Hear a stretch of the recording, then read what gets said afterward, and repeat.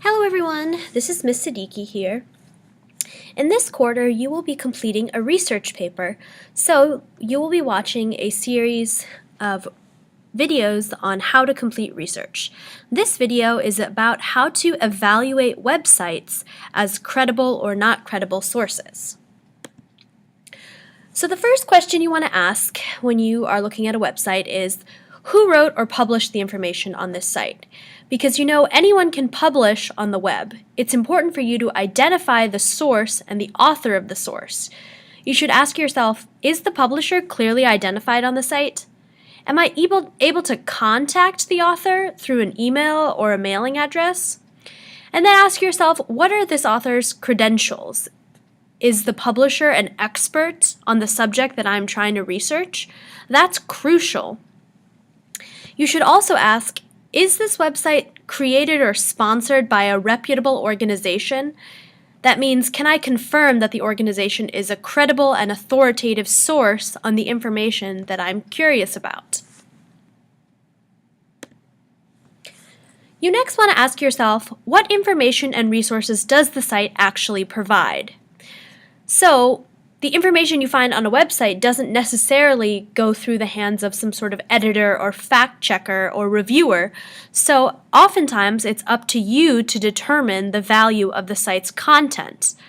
So you should ask yourself, what is the purpose of this site?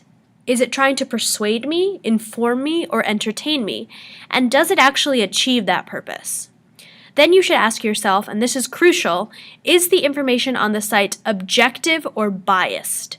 So is it proven by evidence? Are the viewpoints presented authoritative and not just one person's opinion?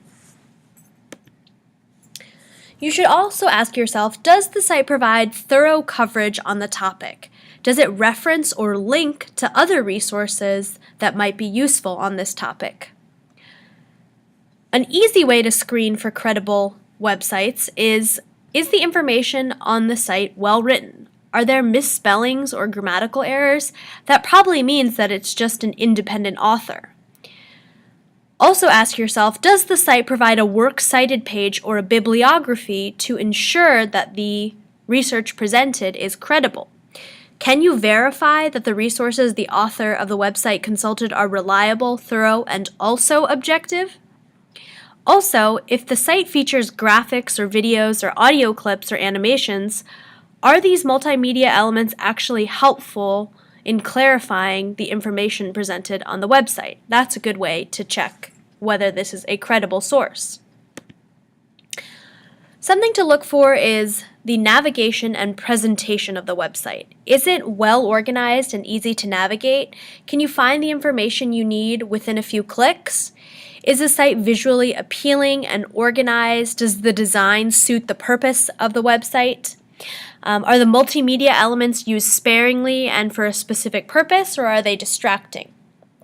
Does the site have ads or banners that really aren't pertaining to the purpose of a visit? And also, does the site take a long time to load? Consider those when considering whether this website is a suitable research site for you. Ask yourself, when was the site created or last updated? Is your topic time sensitive? Meaning, it's important for you to get the most up-to-date information on your topic. So, try to figure out the timestamp of the website. Does it indicate when it was first created and last updated? Or are you finding links that don't work or links that lead to error messages such as page not found or broken links? So make sure you check everything on the website to make sure that it is updated and functioning. Next, ask yourself, where does the site live? Look closely at the site's URL, specifically at the three-letter suffix known as the extension. For example, in the address www.archives.gov, the extension is .gov. Sometimes the extension can provide clues about the source of the site you are viewing. Some common extensions include .gov, which means this source is a government agency, .edu, which means it's an educational institution, .org, which means it's an organization, usually, though not always, a nonprofit organization, .com, which means commercial business or personal website, and .mil, which refers to the military. In asking yourself, where does the site live? Watch out. A site with the .gov extension signals a government agency and therefore probably has reliable and trustworthy information. However, it can be harder to determine whether sites with .edu or .org or .com extensions are quality ones. For example, edu extension often does mean the site is associated with an educational institution, but it doesn't tell you whether it's the official site of the history department or one created by maybe just a first-year student there. Also remember, looking at the URL's extension can uncover clues about the quality of the site, but it doesn't necessarily tell you the whole story. To really determine whether the site is a good one, you'll need to ask the other who, what, when, and why was this site created questions. Really try to focus on the URLs. Just as your home address is made up of several components, like your house number, or the street, or the city, or the state, or zip code, the URL of a website has several components, each separated by a slash. So for example, let's look closely at this example URL. So http:// means that this is a hypertext document. www.archives.gov, the second part of the URL, is called the domain name. A domain name is the part of the URL that identifies and calls up the specific computer on the web that stores the information you requested. The last part of every domain name is referred to as the extension. The extension can provide clues about the type of source of the site. .gov is one example of a common extension. It signals that the website is associated with a government agency.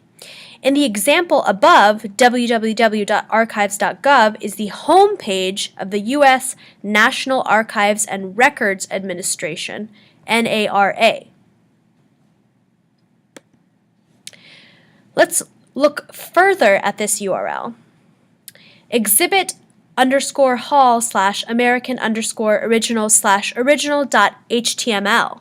The last parts of the URL indicate exactly where on the host computer the website or page can be found. These parts, separated by backslashes, are typically referred to as the directories and subdirectories of the site. For example, within the NARA website, the requested web page lives in the Exhibit Hall section of the site within the American Originals collection. The HTML notation tells what code or format the web page is in. So, to recap, when you begin your research for your research paper, make sure you are evaluating the websites you're using. You want to ask yourself, who wrote and published the information on the site? Are they credible? Are they authoritative? Are they reputable?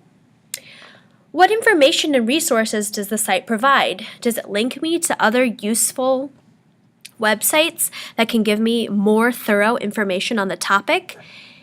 Is there a works cited page?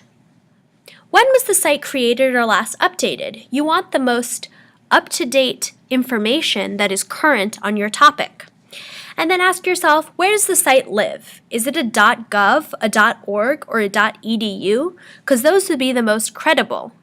And then also, focus on the URLs. Use that to determine whether the website is credible. Hopefully these tips will help you as you begin your research process for the Ellen Foster research paper. Thanks for watching.